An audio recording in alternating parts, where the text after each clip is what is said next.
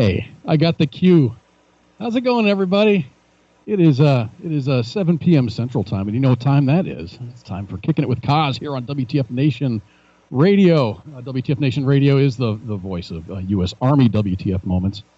And I'm here with Owl. Owl's mashing the buttons, and I'm talking now so he can do some tech stuff. And he'll be joining us in just a minute. Today is the 9th day of February, 2020. It's a very important day in history, and you're probably saying, hey, Koz, why is it such an important day in history? Well, I'm going to answer that question, because today is National Pizza Day. National Pizza Day, which is on the 9th every year. A lot of times it's confusing, or it confuses people, because there is a National Cheese Pizza Day, which is on September 5th. And there's a National Pepperoni Pizza Day, which is on September 20th. And there's a National Pizza Month, which is the entire month of October. And National Sausage Pizza Day is October 11th. But today's National Pizza Day. I guess people like pizza a whole lot. So I got some interesting facts on pizza. I think most everybody likes pizza. Raise your hands. Yeah. I think everybody pretty much likes pizza. I've never heard of anybody going, man, I hate pizza. I like bad pizza. It doesn't. I'm easy to please, man. Give me a Totino's pizza, and I'm happy. Give me a Giordano's pizza from Chicago or a Gino's pizza from Chicago, and I'm even happier. Good pizza is better than bad pizza, but I'm happy with bad pizza. So here's some pizza facts. They are saying that pizza is addictive. The seemingly harmful pizza pie was ranked as foods most associated with addicted-like eating behaviors, according to a study. This delicious combination of fat and carbohydrates, along with its texture, color, and complementary taste profile, make it so appealing, and it's delicious. That sounds like it. Artificial intelligence is coming for your slice of pizza. There's nothing sacred. The reach of artificial intelligence has expanded into the pizza artistry business. Researchers have figured out a way to teach an AI system how to construct a pizza by it scanning a picture. Pizza is just the beginning. If a computer can figure out how to properly layer the ingredients of a pizza, it may be able to better understand how to construct other foods, or eventually be able to layer clothes into an outfit. Okay, interesting. Pizza has been a tool of military intelligence. So here's our tie-in to the military community. Uh-huh. In the late 1960s, the U.S. Army's 113th Military Intelligence Unit used the tasty trick. They used the tastiest trick in their book, fake pizza deliveries, to spy on reporters and politicians. Really? Pretty interesting. Guinness Book of World Records has recorded a seemingly endless list of pizza records, and here's just a few. The longest, you call Domino's, and they're usually at your house 30, 45 minutes on a busy day. So here's the world record for the longest pizza delivery. In 2006, Paul Fenech traveled 12,346.6 miles from Madrid, Spain, to Wellington, New Zealand, to hand deliver a pizza to Nico Apostolakis. That's interesting. Okay. Right? The most expensive pizza. Now here in Texas, and we don't have any really awesome pizza places. Mm-hmm. So you're just going to look at your mom and pop, one of them, like your Pizza Hut, Domino's, Papa John's, whatever.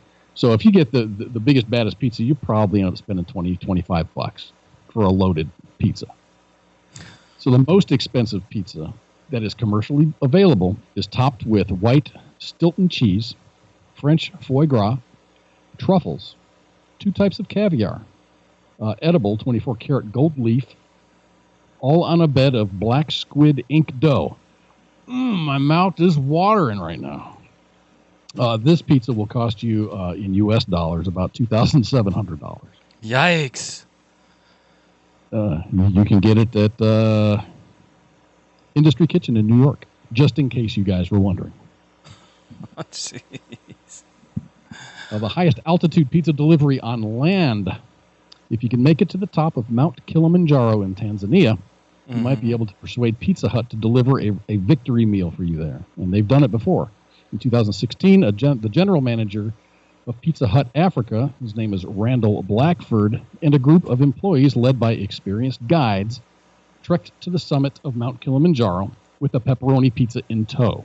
The feat was undertaken to mark the opening of the first Pizza Hut in Tanzania. Wow. And the 100th country in which the country had launched a restaurant. So that's your February 9th trivia, I guess, because today is National Pizza Day. Well, hello, Holly. Good to see you. I don't know about that, but you're making me hungry. Hey, today's national. I did have pizza today for lunch because I every morning I wake up, I have this like word of the day and all this other crap, and it just said on the top of the line, it says today is the 9th of February 2020, and today is National Pizza Day, and that kind of stuck with me today. So I went and grabbed a slice of pizza at lunchtime. Well, hello. How you doing, Brantco? How you doing, Philly? And hello, Denny. Good to see you.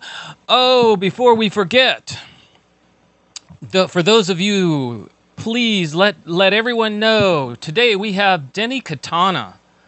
And Denny Datona is the CEO of OPveteran. OPveteran's vision is to lessen the weight of each veteran's ruck by providing purpose, direction, and motivation by encouraging engagement within the veteran community, veteran community through continuing the mission of watching over our own. This is accomplished by establishing a fundraising and volunteer support system that empowers the veteran nonprofit community. Denny is a returning guest and will be on to talk about the 5th annual spring kickoff. I'm really excited to have Denny here. What's crazy is even before, he's been on the schedule since before Christmas. Yep. And we've just had, shit happens, right? Mm-hmm. This happens, that happens, this happens. We push the date, and then he pushes the date. I don't know if there was a lot of back and forth with that, but finally, today is the day Denny Datona is going to be here. So, it's happening. And you are actually going to see the very distinguished man and his mustache and beard. He actually, from what I heard, his majestic beard is more majestic today. Just to be on the show. He is planning to be dapper and ready to show it. Dapper. So today, 1 week ago we were doing a broadcast, and we were competing with. I don't even know if we were competing with, but at the same time that our show was on, Super Bowl was being played. Yes. Between San Francisco 49ers and the Chiefs, Kansas City Chiefs. Yes, they were. So anyway, everybody knows, unless you've been living under a rock, that the Kansas City Chiefs whooped that ass.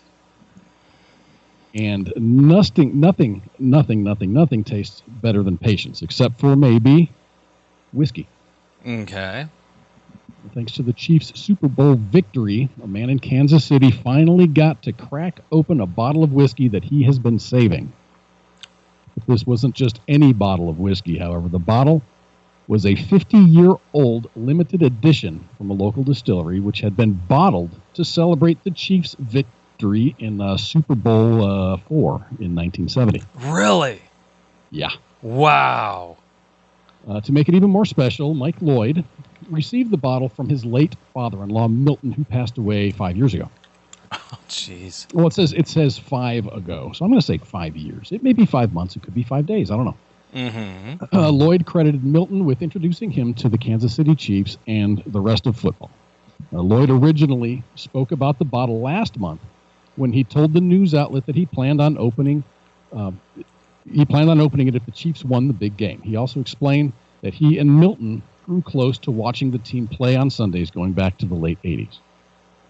He told the outlet that Milton gave him the bottle before he passed away. Only 1,000 of these bottles were made.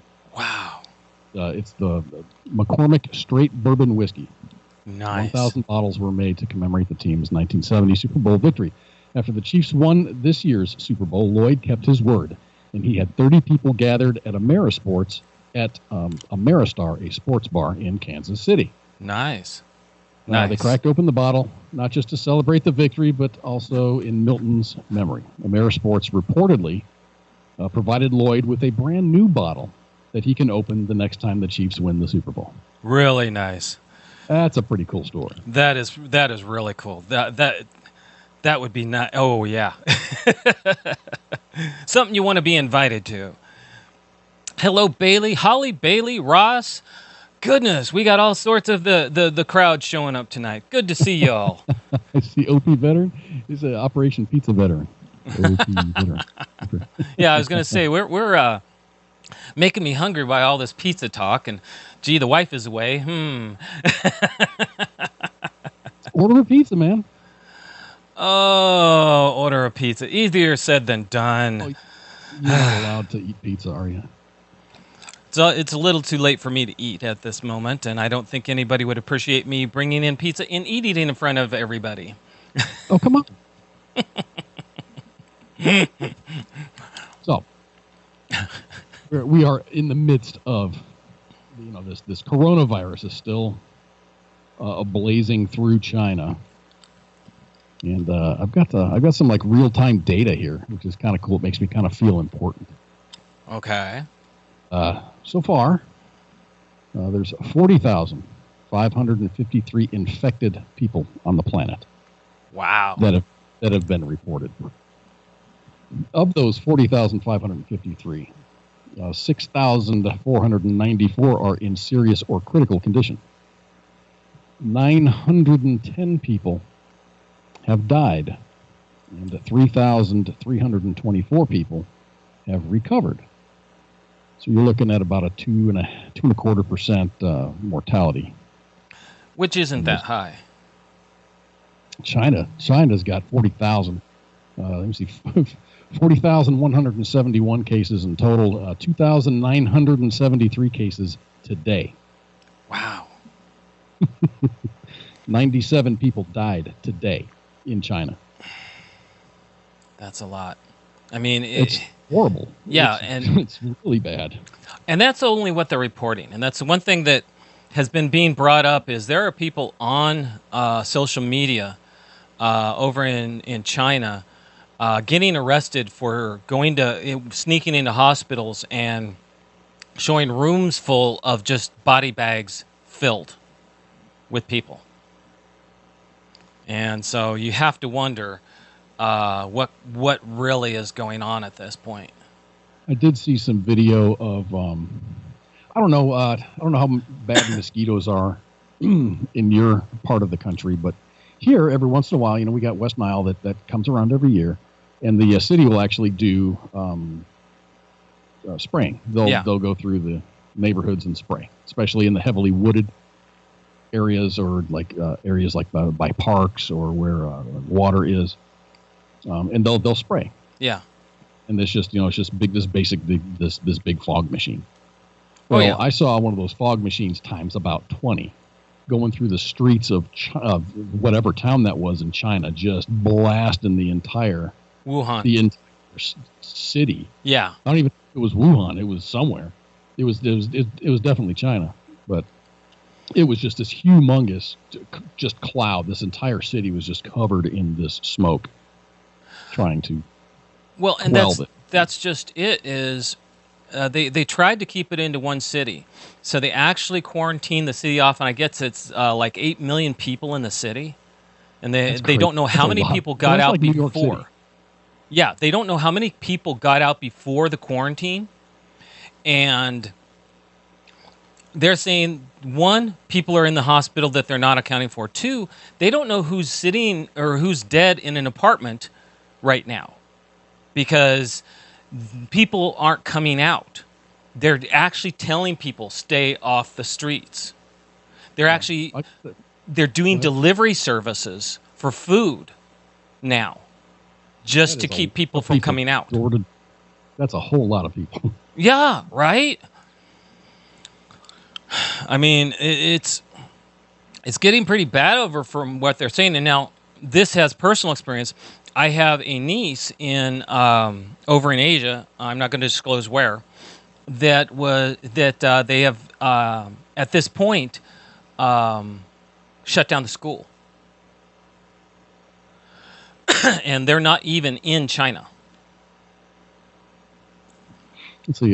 Sri Lanka has 1 case. Cambodia has 1. Philippines has 3. Yikes. Macau has 10. Vietnam has 14. 1 new case today. Thailand has 32.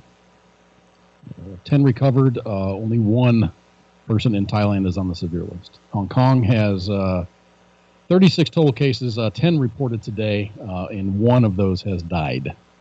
Okay. Singapore has 43. 3 new cases today, with 6 are on the severe list and 6 are totally recovered. And see, that's just it. Is right now China's taking the brunt of it. Definitely. And we don't. I mean, what is it? They said the last flight to bring Americans back left. What was it, yesterday? I don't know. I know they're coming to the West Coast and they're being dispersed from there. They're going to go to a couple of bases in California. Yeah, that's what they're doing. In fact, even Colorado.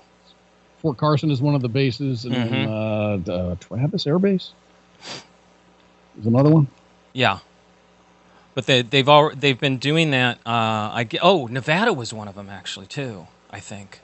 Didn't see Nevada on the list. But they've been bringing back chartered airlines, and apparently they're really going to an extreme with it. They actually, have the charter come in, go to a part of the runway that's vacant, and then they're bringing in buses, and they're doing a whole decontamination of every plane. Hardcore. Is that crazy video I saw? These people are coming off of the plane or getting onto the plane. They're getting like sprayed with something. Lysol or something. I have no idea what it is. Yeah, they're taking this very seriously, and people are saying, "Well, come on, it's not even killing as many people as the flu does." Well, here's the problem: coronavirus is one of the viruses that mutates. It's not just a virus that holds its own. It mutates every couple. Every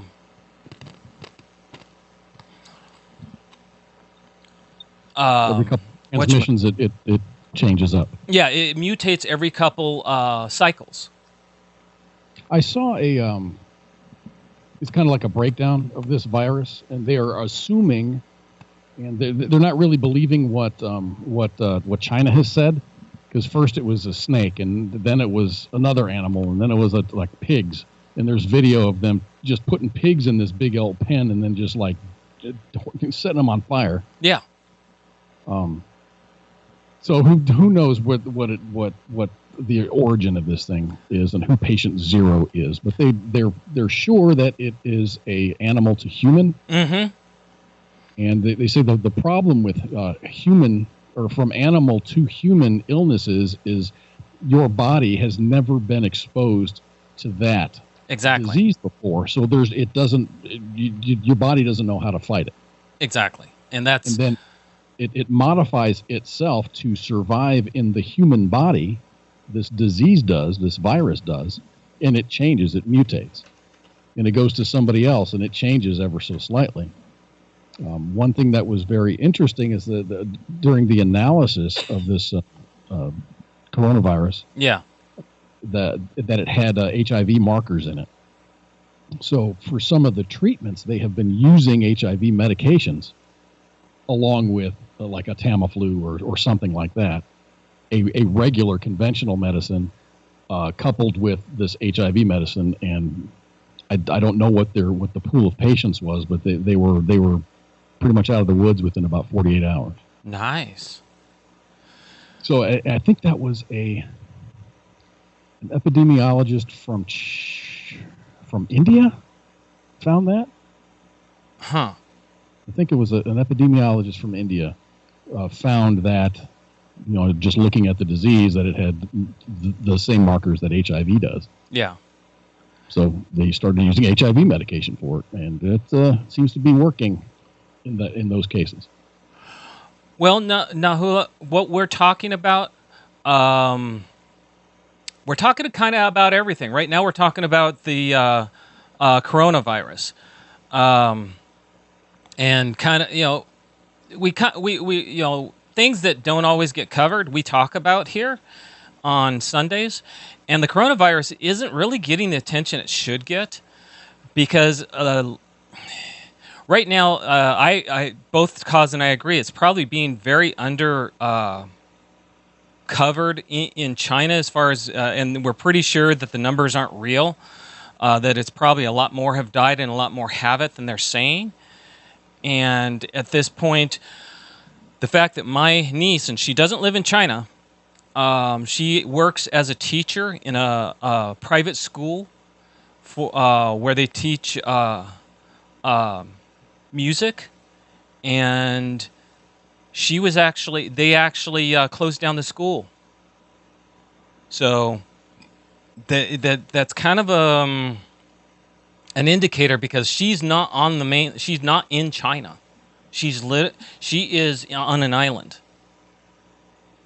So I don't know. I mean, to me, people really need to start taking this more seriously. China is doing more than they say they're doing, and people aren't catching it. There was a flu outbreak here I'm in north central Texas. And, yeah. It was a bad flu season, and they ended up closing the schools on like a Tuesday. Huh. Sent all the kids home, whether they were sick or not, and they sanitized the schools. Yeah. Top to bottom, changing the air filters, scrubbing everything with bleach, and just making sure everything was clean. And then they brought the kids back into school, and that seemed to take the bite out of the transmission of the flu. Well, yeah. One, you need the break. Excuse me. Depending on how it's transmitted, a lot of the times flu. I mean, you're talking a bunch of sneezing, sniffling kids, and schools are nothing but petri dishes, man, exactly. Especially the elementary schools. Exactly, and you're wiping your nose on your buddy's shirt. Yeah, I mean it's a joke sometimes, it's a game sometimes. Well, the problem is, you don't get that break. Well, if the school takes the smart approach, they say, okay, for X amount of days, we're closing the school. One, we're wiping down, but two, that means you guys are at home, isolated away from each other. And hopefully those who have it are done with it. Those who are getting it realize they have it and don't send them. And those who don't have it don't get it. And it's really important also and I know if you're in the military, that's kind of hard to do. Stay home if you're sick, and you got to go to sick call, and the doc's got to write you a quarter slip. Exactly. And if you go back to the barracks, guess what? You're in the barracks with a bunch of other people. So. Yeah, and the fact that I mean I can appreciate they're going to bases and putting them on bases, and in doing so, they're actually taking them, and they said no soldier is going to be around them. They're actually bringing in. I heard Camp Humphreys has a quarantine area. Camp Humphreys, Korea. Okay. That's where I was stationed at Camp Humphreys. So. Usually every base has a quarantine area. Believe it or not. Well, yeah, but that's just that's where these coronavirus people are going. Okay. And there was like 30 or 40 in that area. And they were they're being well taken care of. Yeah. Eva said she got the flu around New Year's. Happy New Year. Yeah, really? Wasn't that fun? Did you get that from all those New Year's kisses? Probably. Probably. Seems legit. Most likely. Everybody talks about getting the flu vaccine, and I'm not going to put down vaccines because I think they truly do need to happen. I'm not allowed to have vaccines. Well, I can't say that. There are certain vaccines I have to have, but they're very careful on giving me vaccines because some vaccines will actually make me sick because of my immune system. Even though it's pretty good now, they still hesitate. This year they said, well, you're getting close enough. It's up to you, but, I don't know if I'd get the flu vaccine yet. So next year may be my first year in 20 years that I'll actually get a vaccine. Yeah, I think the last time I got a flu vaccine is when I went to Iraq. They gave everybody freaking everything. Yeah. But I haven't had it since then. But I got it this year, just because I was in the mood, I guess. They have a medical team shows up every year, and it's a part of our insurance plan or whatever. You can just go there and get a free flu shot. Well, so I took advantage of it this year, which I'm glad I did. Yeah. Well, now have you, because of your age, I'm going to bring it up. Have you gotten the shingles? I asked my doc about it, and he said next time. Okay. And have you gotten the pneumonia? They did have it. So he said, just the next time, come around and do it. Did you get the pneumonia? No. Okay. I don't have pneumonia. Well, they actually, as you get older, that's one of the things that they start worrying about as you get older is pneumonia. And so they actually start vaccinating you for it. I was not aware that there was a pneumonia vaccine. Mm-hmm. Pneumovac. Pneumovac. That's a very creative name. That's the one I've had to get because I was always catching pneumonia. Didn't help me a bit. So now, oh goodness, what's going on in chat? Tiffany Blue and Bedazzled to sparkle my mofo personality. Oh, they're talking. The girls are having the ladies are having fun in the radio chat. So, oh goodness. Anyway. So yeah, the ladies are having fun talking about things, and we're talking about the flu. Interesting. Well, because it should be talked about. It's this flu season. It should. If you're a civilian or whatever, if you're not feeling good or if you have the flu, don't go to work. That's what sick leave is for. That's what comp time is for. Exactly, and And I know that's easier said than done. A lot of companies, some companies at least, don't have a very good sick leave policy. One of the jobs that I used to have, you get like 2 weeks off a year. Use it for either being sick or going on vacation. And most people say, okay, I won't. During the Christmas break, they'll have like Christmas Day. Mm-hmm. They'll shut down, but then you're back on the 26th. And most people will sit there and go, you know what? I'm not going to go in. I'm sick because I want to be able to take my my vacation. And then they give it to everybody. Or they want to save up their vacation so they go to work sick and get everybody else sick. Exactly. I mean, come on, in the military, how often did you go to work sick? All the time? Mm-hmm. Yeah, I was the medic. Between working on a psychiatric ward and being a medic, a psychiatric ward, if we got sick, we were not allowed to show up. They would send us home if we showed up with anything because it would immediately go to the patients. That's what I get, like with nurses and stuff that actually deal hands-on with the sick people. How do they keep themselves well? You build up, your immune system builds up. I mean, when I first started working in hospitals, for the first 6 months, I swore I was sick all the time. And eventually, it got to where I didn't get sick and got better and better and better. And it's got used to feeling like shit. Yeah. No, what happened was I actually built my immune system built up. And eventually you just get to that point where people come in with stuff and you just don't catch it. I mean, I was exposed to so many things, and I didn't catch it. When I worked out in the field, you work in the aid station, or you work with squads and stuff. And I'll tell you what, that was interesting because commands hated us a lot of times because we would say, okay, one of their people come in, we'll send them home. 2 or 3 people of their people come in, we'll start looking at shutting down platoons. Because all it takes is people, how long have they been already intermingling with each other before they came in? And okay, now they're going to go and they're going to be sick. They're going to, even though they're already sick, how many have they already spread this to? So we start going into the companies and saying, okay, he's part of this group or this squad or this platoon. We're going to start monitoring y'all. And if we see X amount starting to show up with it, we're shutting it down. And then you got to cover down. I mean, you can't just close the hospital.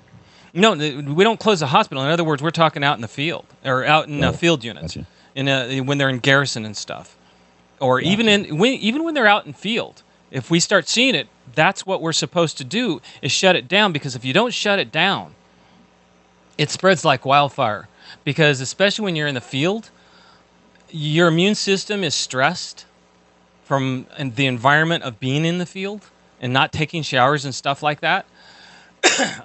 And so then the choice is, if you want to keep out in the field, fine, you have to give them a shower every day, and you can't put them in pup tents, and you have to make sure there is a decent amount of distance in between them, and the minute you see one of them coughing or whatever the problem is at the time, you bring them to us, and we put them in our sick tent. And that's the only way you could stop it. I mean, as long as you've got a plan. The plan may not work, but as long as you've got a plan and you stick to it. Yeah, and that's the idea. That's better than having no plan at all, right? Exactly, and that's the idea. You have to, with units, y'all, it's kind of like with schools and everything else. You have to realize that people will come even if they shouldn't. People will. Kids come to school even though because why? Their parents, they can't afford a babysitter. So I'll send them to school. They do stuff like that. Docs figured it was due to the vaccine loads we got for the first Gulf War. Illnesses, my immune system will go after my pigmentation cells. When you're over in the whole overseas thing and getting all those shots, everybody kind of complains about it, and I don't like. I didn't always agree with it, but you're healthy young soldiers. You can take all those vaccines, and for about a week you're going to feel like crap, but then your immune system kicks up hard, and you're able to fight through it, and at that point, you're ready to go. But, when you're talking schools with kids, you just don't know. Because kids, they're still growing. Their immune systems may not be fully up. And they're not soldiers, so it's not like they're in shape. So, I don't know. Oh, I just got a list. It's more locations on military bases that are being used as quarantation. What kind of word is that? I just made that up. Quarantine locations. Quarantation. Where did that come from? I don't know. Anyway, the new quarantine centers are at Joint Base Pearl Harbor, Hickam, Hawaii, Great Lakes Navy Base in Illinois. Wow. JRB right here in Dallas Fort Worth. March Army Reserve Base, ARB. In California, Travis Air Force Base, California, Dobbins Army Reserve Base, Georgia, Fort Hamilton, New York, Naval Base Kitsap in Washington, Joint Base Anacostia, Washington, D.C., Joint Base McGuire-Dix Lakehurst in New Jersey, and Fort Custer Training Center in Michigan. Okay. Going to be used as quarantine centers in the United States. It's interesting that I like that because those are scattered all over the United States. Exactly, and that's what they've got to be. Just not in one central location. Oh, hell no. That's just it, is they've got to be scattered because they have to be able to respond, and basically those are regionals. It makes it so that if someone on the West Coast, there's several places they can go. If someone's on the East Coast, there's several places to go. If someone in the Midwest, there's some place that they can go. Right. I mean, they got those. I mean, right there at the Great Lakes is right there in Illinois, right there on Lake Michigan. Exactly. So, that's exactly what's supposed to happen. And I'm glad to hear that they're doing it. I'd hate to see them not having covered or even being that progressive about it, and I'm glad they are. Something like that needs to be covered, and that tells me that, yeah, okay, they're not... you don't see it on the media, but in the background, it's already being planned. Something's being done. They're not wishing it away. Exactly. Not ignoring it and hoping that it goes away. You're just not going to see it on the mainstream media. It's kind of what I'm thinking China did. Is all these people started getting sick, and they're just like, we'll give it a couple of days, and then bam, That is actually what they did. The first doctor to say there was a problem, rather than embrace and say, okay, we got a problem, they actually arrested him. And he's now dead. Yes. He's now dead from the virus. So, no, this is. They said, well, now they tried to get on top of it. No, they were playing catch up by the time they finally decided that it might be a problem. And quarantining a whole city is a logistical nightmare. And that's what they did. Well, because people are going to rebel against that. You can't tell me what to do. I mean, I think that might be, I don't want to say easier, but kind of like in China, in a communist nation, you might be used to getting bullied by the government. Mm-hmm. Try to do that here in Baltimore. In a city the size of Baltimore. Yeah. Say, you can't leave the city. I mean, even if it's, for the good of the country and to stop spreading a disease or a virus, people are going to, I think they would have a larger citizens of the United States, I think, would have a harder time dealing with that. Oh, yes. Well, not only that, and first, quickly, shout out to Aunt Patty, first-time listener. Hello, Aunt Patty, and good to have you back, Rob. The thing you have to consider is, in China, you're right. That is the big thing. They are oppressive. That's the whole thing behind communism. On top of it, they're scaring the crap out of people by saying this thing kills. That's all they got to say. And everybody's going to stay in. And they're telling everybody, stay in, don't work, we're going to take care of you. That's what they do. Here, if they were to try to pull something like that, you would have everybody running. And and this is the questionable part of a quarantine that big. And there's back and forth whether they really should have done it. The back and forth is, shouldn't they really have taken patients, people that had it, let everybody know that's happening, make it so that people can get in and out, but at the same time, monitor, in other words, monitor, but shutting down a whole city is a very drastic measure even for China. And that's why everybody's saying this is probably worse than China is telling us. Right. Because the minute it's kind of like taking a kid who has the flu and saying, okay, There's several of you in here that may have been exposed. 20 kids in the room, and there's like another 3 or 4 of you that may have been exposed. So we're going to just shut everybody in the same room for the next 2 days. What's the likelihood that all 20 kids are going to get it? Fairly high. Probably, shutting people up in a city, what's the likelihood that you're going to have more contamination rather than less? And it's not like, chicken pox, just have everyone play together. You get the chicken pox, you have, a couple of days off school, and then, then you don't have to worry about it anymore. Until now, you got to worry about shingles when you're over 50. Yeah. And that's just it, is with this, it's because they now know that it's not just human, it can be transferred through animals. This would have been a last move. You don't close off. And that's why people, when they said that they actually shut down a city, the media should have been all over this. Because that doesn't happen. That should not happen. That's the last thing you do. Because at that point, you can't do accountability. You can't check on people. Really, you can't check on people. You don't know who's dead. You don't know who's alive. You can't tend to people.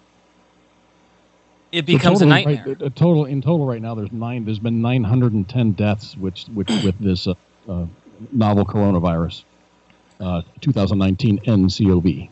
With that death toll, it has surpassed MERS, which was the Middle Eastern Respiratory Syndrome. Yeah. That had 858 deaths back in 2012. And that's where, like I said, I think that they're hiding numbers. I think there's a lot more. And I think I'd almost say quadruple or more. And all the numbers. For sure, but I mean, first, I mean, you don't know what you don't know. Exactly. There's you don't. People, and it's just like you said, there's 8 million or something in Wuhan. Yeah. You can't put hands on every single citizen. No. Until much later. It's going to take a while. And that's... so you don't know who's sick, who's not sick, who's dead. Because all the deaths that they have confirmed are people that have been in hospitals or care centers. Exactly. They don't know who died in their apartment. They don't know. They don't know who is alive and kicking. And they're telling people to stay off the streets. They're telling people not to talk to each other. So I imagine that's kind of put a quell on the freedom protesters in Hong Kong. Kind of, yeah. Maybe conspiracy hat on. Maybe they said, "Damn, we got to get these protesters off the street." Ooh, manufactured virus. Well, where my niece is not there, and it's apparently they're taking it so serious. Like I said, she's not in China, Maine, and she's not in Hong Kong. And she's somewhere, and they've actually closed down schools until further notice. That's good. I hope she escapes unscathed. I think she will. Not escape the country, but I mean, just doesn't get sick. Yeah, and that's I don't think that she's going to be one of those people that we have to worry about. But at the same time, it's not nice. It's not good to hear her saying that they shut down my school. I'm at home and I'm not allowed to go out. Yeah, when you start taking away the freedom of moving. Yep. You kind of feel almost like a prisoner, I suppose. Exactly. So that's the coronavirus, and that's what's going on right now. So, and I don't know, because now you've got North Korea, which border China. But there's no data coming out of North Korea. No. I'm not surprised at all. And yeah, I was going to say there's several countries that work with China, so therefore the question is, do they have problems too? Well, like Fiji. Fiji is very dependent upon China. So I wonder how many I wonder how many quick cases are in Fiji. Yeah, there's China's not by themselves. They have allies and they have trading partners that they spend a lot of time with, and they travel in between the respective countries. Exactly. South Korea's up on this list. South Korea, 27 cases, 3 today. So, yeah, I mean, if it's in South Korea, it's probably in North Korea. It's probably in North Korea because workers actually go across border. North Koreans go to China to work. Mm-hmm. Thank you, Rob. And Tim, where is Redleg? Redleg is semi-retired. He enjoys listening to old folks like me and Koz talk. Yeah, he's very involved with the station. He just doesn't do so in an on-air capacity. Exactly. So he's still around. Don't worry. He makes sure that there's still some people here and make sure the lights are still on and that. Bills are paid. What? Got to make sure all the bills are paid. Exactly. And Redleg was very instrumental in getting us set up on all these wonderful, lovely platforms that we're broadcasting on right now. Exactly. We got our Sunday show, which is on Sundays, Kicking It with Koz, and then Mondays, the Monday edition. Tuesdays, guess what, guys? We got a show on Tuesdays now. Tuesdays back. It's not Tied Up Tuesdays, though. No, it's and I think what's you know the proper name for it. Yes, I do. It is Pop Culture Warrior. With CQ. With CQ and Radar. Tomorrow's his debut show. I mean, Not tomorrow. He did his last check ride last night. If you guys were paying attention, we did a test broadcast last night around 8:30 Central Time, and everything sounded great. Yep. And I think he's ready for the training wheels to come off, and he'll be doing his thing tomorrow night. Not tomorrow night. Sergeant's time on Thursday, and then we're back here on Sundays. Tomorrow's Monday. He's on Tuesday. Right. And then there's Sergeant's time on Thursday. Yep. And then back to us on Sunday. Yep. So we're getting a full lineup again. And things are moving in that direction again. So we never stop working, we never stop thinking, and we never stop trying to entertain. And I found I was trying to troubleshoot I have a Bluetooth speaker. Yeah. So when I'm doing work around the house, I've got the station playing. But it cuts out after probably, I don't know, between 5 and 10 minutes. It stops, and then it starts back up again, kind of right where it's not like it was buffering, but it picks up right where it left off, and then it'll blank out for another 30 seconds, and then it'll go back to like when I first turned on my Bluetooth speaker and started broadcasting into my Bluetooth speaker. It starts replaying those songs that were being played. That's and then when it gets to the end where it cut off, it stops altogether. So I was going around looking for other online radio things that we're on. Yeah. And they're there. Oh gosh. WTF. That's Mixer. That's that thing. And that's that thing. WTF Nation Radio. I'm going to give you guys some information because just in case the broadcast sounds screwy, there's several options out there. Okay. Free internet. TuneIn, our TuneIn app. Yes. That's TuneIn. That's Stitcher. Of course, Mixer. Online Radio Box is what I was listening to. Okay. I've never heard of that, but. Neither had I. And it's not on our list. I think it's just another entity that kind of picked us up. So it's Online Radio Box, and you can type in WTF Nation Radio, and you can listen live. So you're not tied to Facebook. You're not tied to any particular, like Twitter. You're not tied to a particular app. There's several choices out there. And if you miss a show altogether, you can always go to WTFNationRadio.com and you can download the podcast. Exactly. Every time when a podcast is over, within about 45 minutes to 3 hours, it's uploaded, depending upon the quickness of the person editing it and if they remember to hit record. That's a big that's a big one. There's been several times that I forgot to hit connect.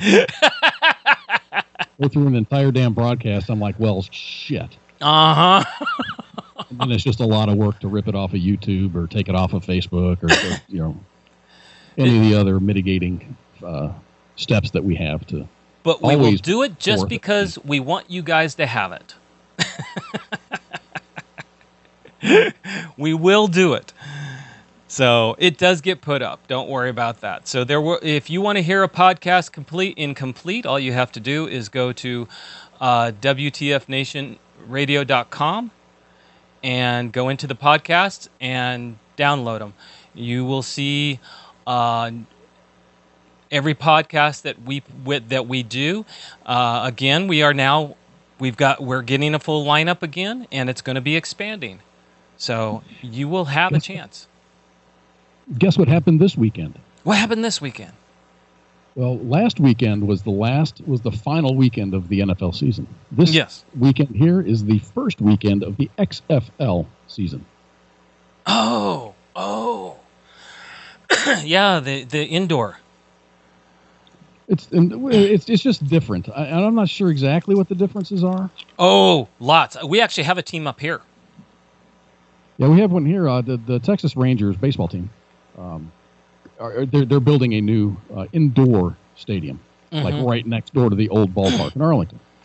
But now there's college teams are going to play in that stadium and the old stadium, and then XFL is playing games there as well. You are talking about indoor football, right? What do you say? You are talking about indoor football, right? It's not indoor football. It's an outdoor stadium. I was thinking indoor football. I apologize. It's not Arena League. Okay. Yeah, Ari say XFL is DOA. I think you're right. I mean, it's owned and operated by Ed McMahon, the WWF, WWE, whatever guy. But I think the NFL kind of signed off on them because they had some rule changes, and they were allowed to have cheap shots and the rules are different. But now I don't know. They have. I hope their business model is solid. The fans are there. There's a big hoopla here in North Central Texas. Okay. I don't know. I think one season of football is enough. I mean, because you can get tickets, primo tickets. The best best seats in the house are like $60. Okay. Totally doable. I mean, if you want to go to a Cowboys game, you're going to spend in the thousands to get the best seats in the house. Branko says this is a XFL's second time around. It is. They were launched in 2018. Yeah. 2018 they were launched, and then they kind of went. I don't think they didn't make it through their first season because of reasons. I don't know what the reasons were, but they just didn't make it. I don't know either. I don't. I'm sorry. That whole piling on football on top of football. I just didn't get into that. In other words, it's enough to have NFL. You don't need to keep. I said Ed McMahon. It's Vince McMahon. Showing my age. That's Johnny Carson is Ed McMahon. Yeah, I was gonna say something, but it's like I didn't even know the name, so I didn't dare speak up. No, I just realized. I'm like, did I say Ed McMahon? No, that's wrong. D-Max says this is the first Seattle team to play. Let's see. The league follows a similar structure as the original XFL did in 2001, with 8 teams centrally owned and operated by the league, as opposed to the franchise model, with each team having different ownership groups, and spreads across the United States in markets currently or recently represented by an NFL league franchise. Okay. Competing in a 10-game season and a 2-week postseason in the winter and spring months after the Super Bowl. In announcing the reformed XFL, Vince McMahon stated that While it would share its name and trademark with the previous incarnation, it will not rely on professional wrestling-inspired features and entertainment elements that its predecessor did. So maybe they're trying to clean up their act. They're trying to like legitimize XFL. Okay. Not make it so cartoony like what professional wrestling is. Yeah, no kidding. Do you remember professional wrestling as a kid? I really wasn't into professional wrestling. I remember seeing Hulk Hogan, and it was Sundays. We'd go to church, come back home, and the day would be ours, and would be eating breakfast or whatever. And I would turn on Channel 13, and there would be professional wrestling. And exactly. That was, Hacksaw Jim Duggan and the Hulk and Ivan Putski. I don't remember Ivan Putski. I remember Sundays was always the professional wrestling, and if you're playing hooky from church, that's the only way you got to see it. Well, you can do a double forward pass in the XFL. Teams will be able to attempt 2 forward passes on the same play, so long as the ball never crosses the line of scrimmage before the second pass. That's it. Ari saying soccer would be more entertaining. We have some pretty awesome national teams who do well in the Olympics. We have FC Dallas here, and they're good. It's just, soccer just hasn't. Yeah. It's really big in the high schools, but on a national stage, it really hasn't taken off. It's big here in schools, but yeah. I mean, you could give away tickets and the stadium would still be half empty. I agree. I mean, and have a good one, Rob. Talk to you later, man. No, I agree. With soccer, I mean, it's big over in Europe. Everybody knows that. I mean, they've got their clubs, and everybody comes, and they get out of hand, and the fans stampede, and everything else. But over here, I don't care what you do. For some reason, it just really doesn't take. I mean, they've got their professional teams, and I mean, they brought Beckham over to try to hype it, and it still really hasn't took off as much as people would like it to. Personally, I like soccer, but I understand it takes a lot to keep you entertained because it can get very slow very quick. You only have maybe a couple really great, oh wow, look at that kick or look at this. And then it's like, all right, well, you just kind of sit there. Yeah, D-Max, in some places it's taken off. Up and down the field and yellow card. What does that mean? I don't know. And you look at the time remaining, and that's not the real time remaining because the officials have the official time remaining. So you never really know what you're in for. Exactly. I think if I understood the game better, it's like watching rugby. I like to watch rugby. I don't understand it. I like watching these guys just knock the crap out of each other. Well, exactly. And again, I actually do understand soccer, but to me, at some point, I just kind of go, oh, well, at some point, I really just don't. It just doesn't captivate me anymore. Unless it's really, really intense, it gets very boring. There are 10, 20 minutes where it's a very boring game at a time. With football, normally it doesn't really get boring. Not really. Even, in a very defensive game where there's not a lot of scoring, there's still a lot of action. Exactly. So I don't know.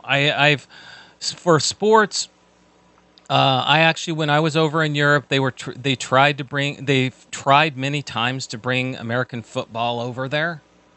They do every year. Every year yes. they have several teams go over there and they battle. Oh, I'm talking about they actually try to form their own teams over there. Oh, I see. And like the World Football League. Yeah, and they try to build it off of the club, off the soccer template that they have for clubs. and it just really doesn't work. And a lot of people don't want to play over there because it's you're taking a pounding and you're not really getting much for it. Hey man, we're gonna get Whistlebit here. Yeah, we got to get OPveteran on the show here. So okay, everybody hang out. Al's gonna go for a break.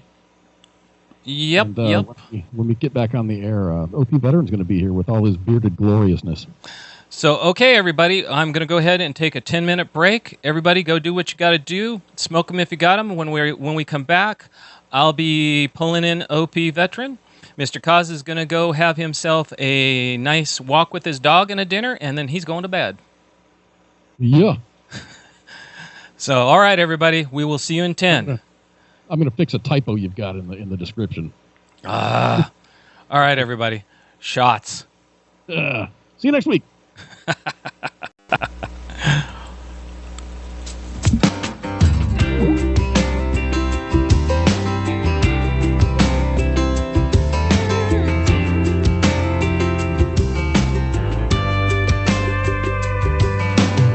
Before coffee on a Tuesday, it's already been a bad week. My girls had a couple flats, and my dishwasher sprung a leak. From the kitchen, her complaining, you know it just ain't cute anymore. I get the itch and start to drifting towards the great outdoors. I smell the honeysuckle blooms, I can see the red buds too. In my garage, I got rods up on the wall. I got a John boat in the yard under a faded camo tarp. I need a reset to my spot. I hear the call. I just gone fishing. Let her know that I ain't gone.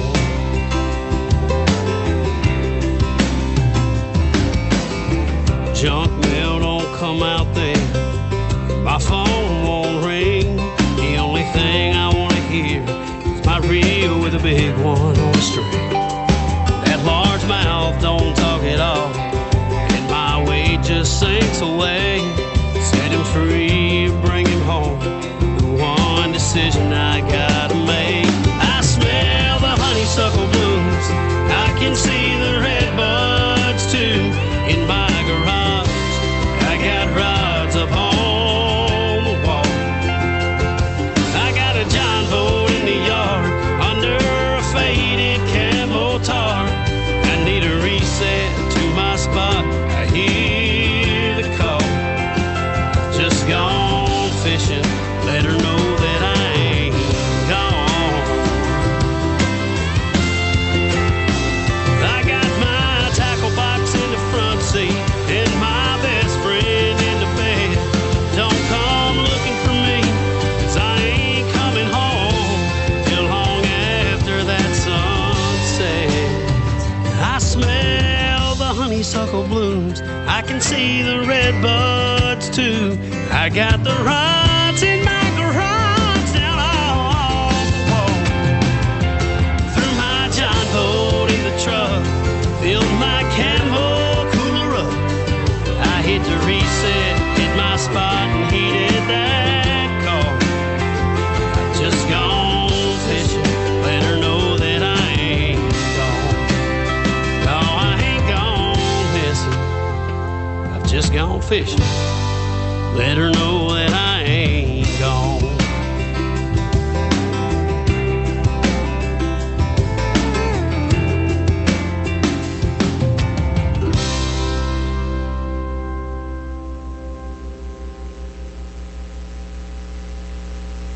WTF Nation Radio. Everything stated on WTF Nation Radio is to be considered the opinion of the person that stated it, and not an official representation of WTF Nation Radio or U.S. Army WTF Moments. Price does not include tax, title, or license. Some assembly required. Each item sold separately. Batteries not included. Objects in mirror are closer than they appear. If conditions persist, contact a physician. Individual results may vary. Keep out of the reach of children. Avoid prolonged exposure to direct sunlight. Keep in a cool, dark place. And please enjoy the show. Shots. All right. And let me get my switching around here. I'm getting ready. We are going to go to call Mr. Denny real quick. Hold on for a second as I get.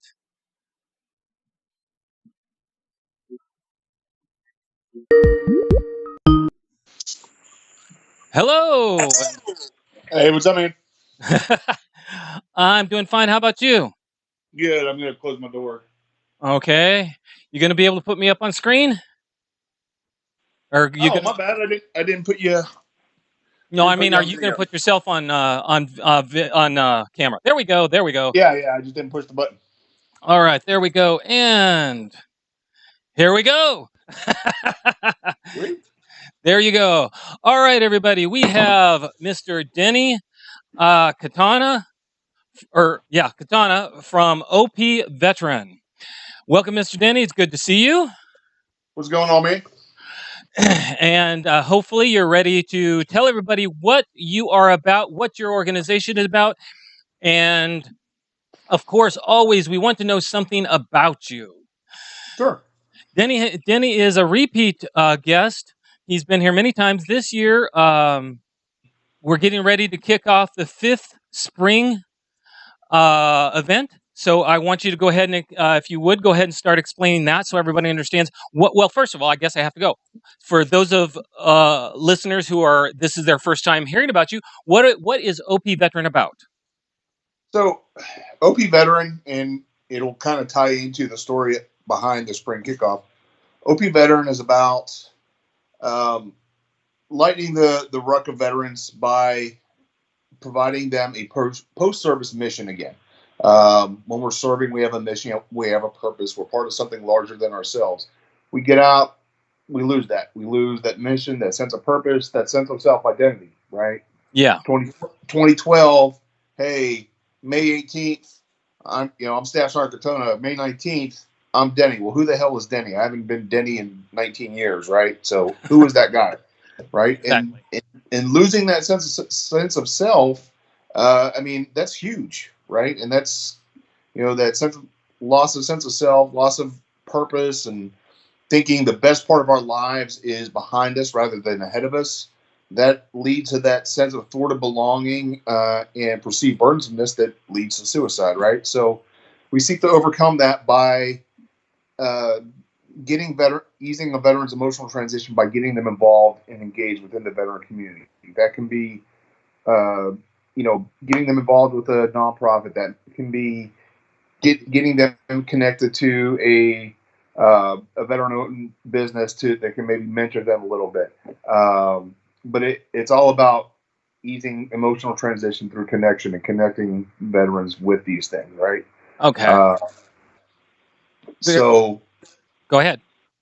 Oh yeah. So back in 2015, after fighting with the VA for a couple years, they finally diagnosed me with PTSD, right? Yes. And so when I'm talking to the like it would be the psychiatrist, she prescribed me the standard pharmaceutical cocktail, right?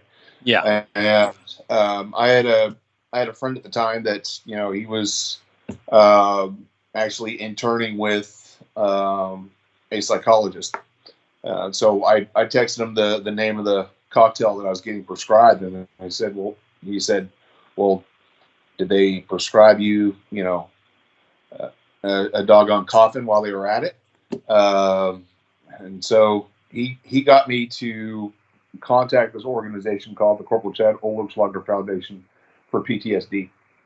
They fund EMDR treatment outside the VA healthcare system for veterans. Okay. So I went and I got treatment through the Chad O Foundation.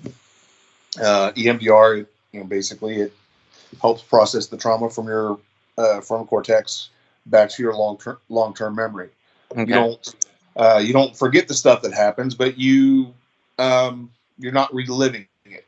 Okay. Right? You're not reliving the emotions and feelings and sensations that you had in the past, right? So yeah, very effective treatment. Was very appreciative of it. Definitely improved my life and everything like that.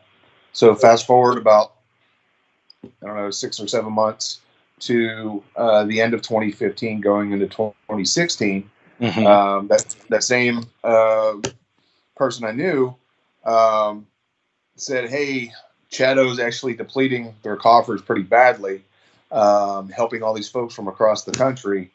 Is there a way you can get your employer to make a corporate donation?" I said, "Well, let me see what I can do." So talked to my employer. They were all on board about, giving a little bit of money. But I also contacted the VFW that I had been involved in at the time, and said, "Hey, what can the VFW do?" Well, they're like, "Well, you can host a spaghetti dinner and raise as much as $500 or $600." So I'm like, let me see what I can do. So I basically contacted a buddy. He was a contractor during my last deployment that I worked with, and since then he opened up a gun shop in Washington State. He donated a firearm, so we basically built this event around a raffle off this pistol raffle. So we brought in a barbecuer. We brought in a band called Vetted that is an all veteran band, and we put on this event called the Spring Kickoff.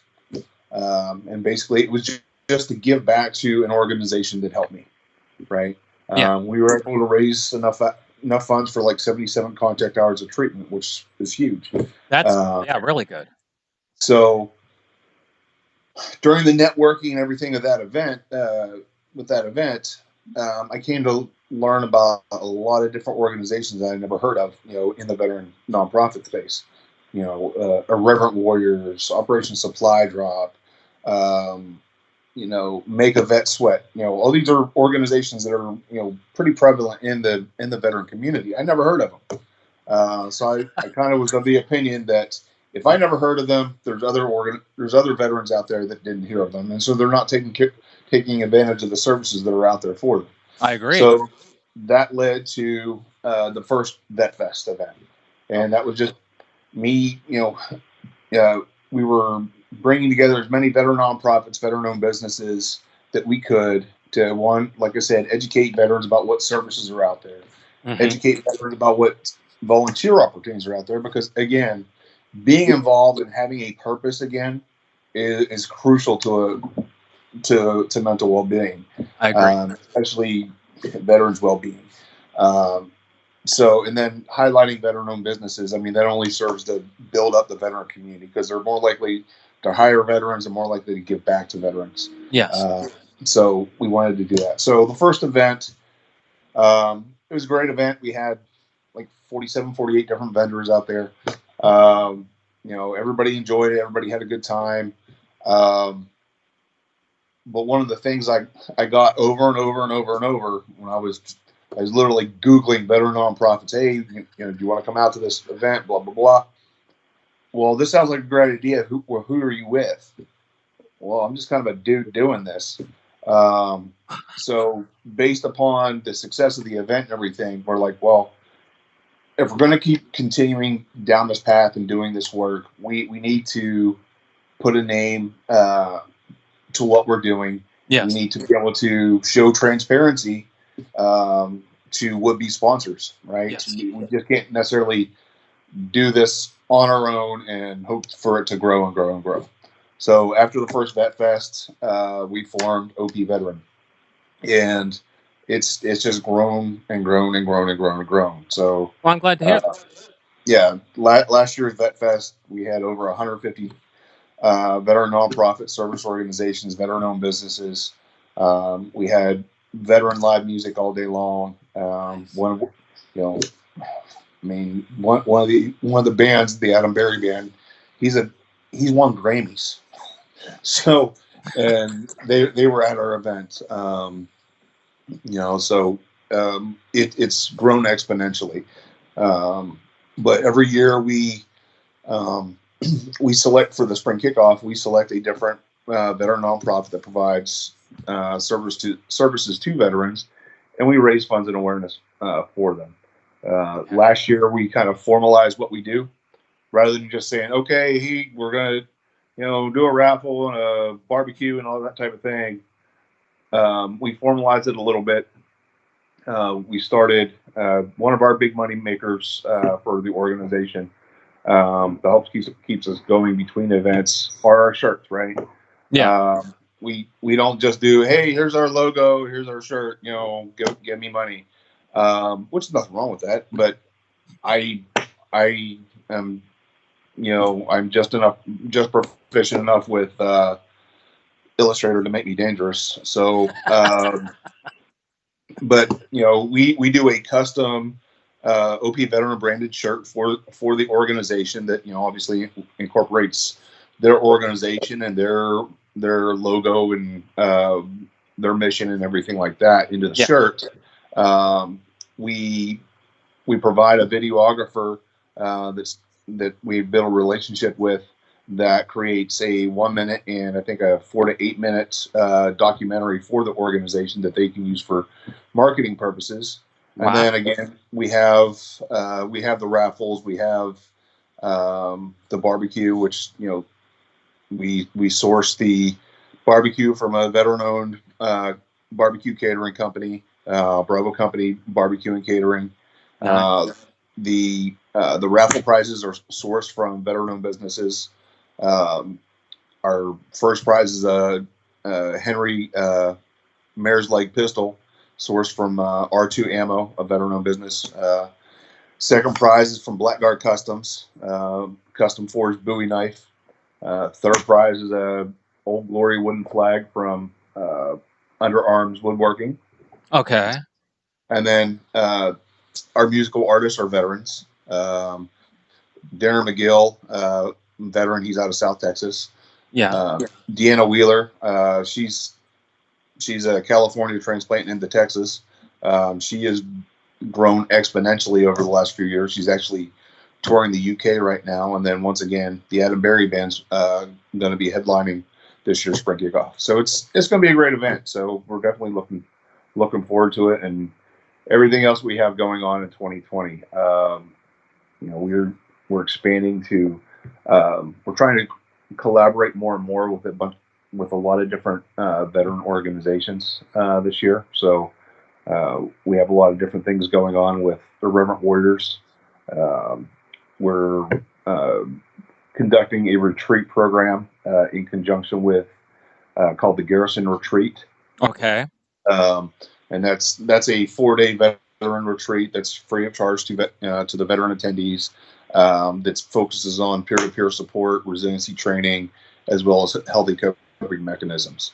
Okay. So we're partnering with Koz integration. They'll provide the peer-to-peer support, facilitation, as well as Reforge. They're a veteran nonprofit out of San Antonio. They actually are going to teach our veterans how to forge a knife out of a railroad spike, right? Oh, wow. And then we have Ghost Art Customs. They're going to Gerardo's going to do a workshop called Painting with a Twisted Mind. So it's all about finding things to take your mind off your garbage, right? And I'm glad to hear that. I mean, what you're doing, I can appreciate, and so can my audience. By the way, Crystal Frankel McElwain says, hi, Denny. I've been at the last 3 Vet Fest representing Hearth. Oh, well, yeah. Okay. So Hearth Foundation is who's the kickoff is for this year. Okay. Also, AL1 Camo says prizes, of course. That's the thing, guys. This is something for everybody. That I think that's the idea behind this is your get-togethers, your fests are bringing everybody together so everybody can see what's in your vicinity, what may give you the ability to do something. The old saying, idle hands are the devil's playground. Well, with us soldiers, it's not necessarily a religious thing, but it is true. Sitting idle is probably our biggest problem. And Denny and his group are basically trying to pull in groups to help you guys find them. To give, and we've had a couple other groups, believe it or not, that actually are kind of what you do, where they're trying to bring in and make available nonprofits that are real nonprofits. But you actually work with the nonprofits and say, okay, this is what this group does, this is what this group does, this what this group does. So, hello, Linda Shoot. Yeah, I'm so amazed that you have chosen Hearth is an amazing foundation. This is going to be a big event, and now I want you to say where it is. So the spring kickoff is going to be in Round Rock, Texas, at the Long Branch Saloon. Okay. It's right along Main Street. Last year, I mean, we packed the house. We literally had the place at capacity for our spring kickoff last year. Okay. So we're returning there again this year. So, okay. I'm going to ask you. I'm going to kind of make a request. When you have events, because you talked about you're going to do several things this year, including trying to get together with this group or this group to do this or this.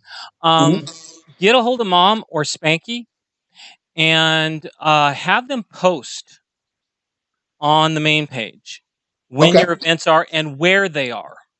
Okay. Because we reach out to a international audience. We actually do have people overseas. We have people here, soldiers, active, retirees, and they're always the main, both on the radio and the main page, we have people always watching, monitoring. And this is something I encourage our guests to let our main page know. Let Spanky and Mom know. They'll take it to the main page and say, this event is coming up. Here's where it's going to be. If you have any promo material to give them so that they can, at that point, post it. And that way people or any of our listeners can, at that point, if they're in the area, go, well, hey, man, that actually sounds like something I'd want to go to. And that will give even a bigger audience to you and a more of an expansion into the groups that will show up. Help out the nonprofits you're trying to help out, including your own. Yeah. So, and one of the, you have a very large active duty audience, obviously. Yes. One of the things I really have wanted us to work on, and I mean, we've started and we're continuing to grow it. And we're literally 45 minutes down the road, but you think we were halfway across the country. Is getting more involved within the Bell County area, Fort Hood, because I mean that's the thing. I mean, we recognize, and I think they call it Soldier for Life now, but ACAF or whatever. I mean, however many years you're in, that's how long you've turn yourself in from the young or maybe not so young knucklehead you were before you joined into a soldier or a service member, depending on the branch. Exactly. You spend 2, 3, 4, 10, 20 years in the military, you're not that same person anymore. And then you go to a 2 or 3 day workshop, and that's supposed to be your transition, right? And it's just, I got it, mission focus, right, and all that type of thing. I understand, but at the same time, we, and I always talk about intersecting fields of fire. I think that the military in general, we need to, the military as well as the veteran community need to work together to be proactive about addressing emotional transition, right? I'll go with you on that because I've actually, I'm a shaman. I work spiritually with people. Some of the people who listen to broadcasts and stuff have actually come to me afterwards and talked to me. And that is the kind of the mumbling under the breath is, I spent so many years in and now what? And what the hell am I? And it's kind of hard to pick up. Even if, I mean, if you're disabled and you've got money coming in, okay, it's fine. You don't have to worry about the financial, but it doesn't mean what do you do after that? You still have that need to wake up in the morning and go, okay, when's formation? Mhm. And that's what a lot of I hear rumbling here and there about, and that's something that does need to be addressed. And I agree with you. Definitely get together with Spanking. I'm not going to say why, but what you're talking about in the area you're talking about, that is something that I think would be monumental as far as working, because WTF is more than willing. We've gotten invitations here and there to go to talk to commands, and it wouldn't hurt to start talking to groups and to um, nonprofits, and being able to bring things like that up, because that is probably even me. Okay, when I was medically retired out, you know what? They had a parade for all retirees that month. Showed up, they gave me my flag and said, "Okay, here's your date." When that date came, what was the difference? All of a sudden, I'm not showing up to work, Yeah. and it's at that point, it's wow. What do I do next? And I think I've heard rumblings like that all the time. It's, sometimes groups get involved, but it's sporadic, and it's not widespread. It's one base here or one command here. And I agree. So I agree with you on that. And I think that's something that, your nonprofit is trying to help connections be made. I think that would be a great connection to try to even go further with. Yeah. And again, with what you're doing, excuse me, and you're reaching out. I mean, that knife thing really sounds pretty cool. I'll be honest about that. Oh yeah, dude. And so my my COO Sean, he I guess signed up to go to this workshop long before we started the groundwork on the retreat stuff. Yeah. And then he's like, "Oh yeah, I'm not going to be able to make this event. I'm going to be in San Antonio doing this workshop with Reforged." I'm like, "Oh, okay. Well, hey, guess what? They're going to be doing a knife workshop for the retreat. It's just it's any activity, right? Yeah. I mean, because I'm going to be blunt. I've gone back. I'm currently going back to a therapist now, right? Okay. Because because I've already gone through some therapy and everything like that, I recognize, hey, there's some things I need to work on, right? Yeah. So I'm very adamant and very open about wanting to be proactive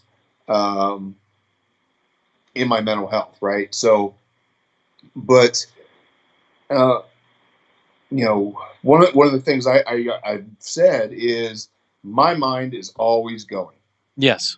It is always going, right? And it's a matter of, okay, I can either focus on my garbage, or I can focus on something worthwhile that serves a greater good, i.e., the organization, or I can piss away time pissing around on a game on my phone, right? or watching. I mean, I'm serious. I have No, I get that. stupid games on my phone just so I can keep my mind engaged. That's why. Or if I'm cooking something, right? My wife will always laugh because if I'm in the zone, I'm cooking something elaborate, I completely zone her out, right? That yeah. And it's I mean, I used to ride a motorcycle a lot until running a nonprofit got in the way of that. So, but I mean, riding a motorcycle, especially in Texas, is great, is a great outlet for hypervigilance, because you you are, you know, constantly watching the road. You're taking in your surroundings and everything like that. Yeah. And it just it refocuses the need to be on guard, to just being situationally aware, right, in a healthy way. So it's I mean, any of these things that a lot of nonprofits do, like there's nonprofits that, you know, will you know, take veterans hunting, or take them fishing, or take them and doing whatever, right? Yeah. You know, building a motorcycle, or, you know, there's a lot of, you know, the motorcycle community is predominantly veteran, right? Why do we flock to these activities, right? Because it's a distraction. It distracts us from, I mean, and I'm not saying that's a bad thing. There's actually legitimate studies that, you know, call distraction a form of therapy. And that's why we, you know, we do what we do. These activities and allowing your mind to focus on things are a great stopgap in between getting, you know, holistic treatment. You know, and that's just it. What you're talking about is something that we all, you know, all of us at some point have had to deal with, is the being inside your own head. I mean, that's part of what WTF Nation is here for. Is you can sit for the next, you know, for 2 hours or so, you can sit there and listen to people who understand you, talk about anything and everything, and just have a good time and forget about the like you like to say, the trash in your head. Okay. I can agree with you on excuse me, the fact that you're getting the therapy that you need, that's great. I'm glad to hear it. Oh, by the way, thank you, Arturo. I appreciate the compliment. It's more and more we're fine, and okay, everybody knows Trump is trying to do drawdowns. He's trying to slowly pull us back, and that's a great thing. We can, at that point, we don't have soldiers going into imminent danger all the time, and that is a very great thing. But we also know that that also means soldiers are being civilians. And what Denny does, and what he's trying to do, and what his group tries to do, is try to help those of you. And I know you guys are out there. I know this, and I'm pointing to y'all. Okay. You know, there are some of you out there